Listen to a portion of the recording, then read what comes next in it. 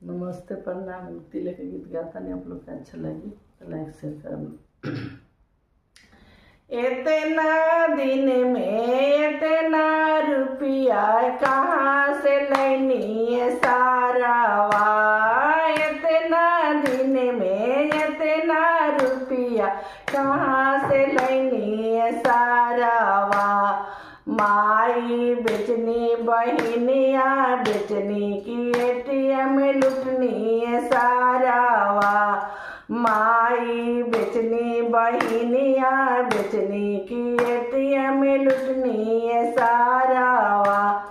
इतना दिन में इतना रुपया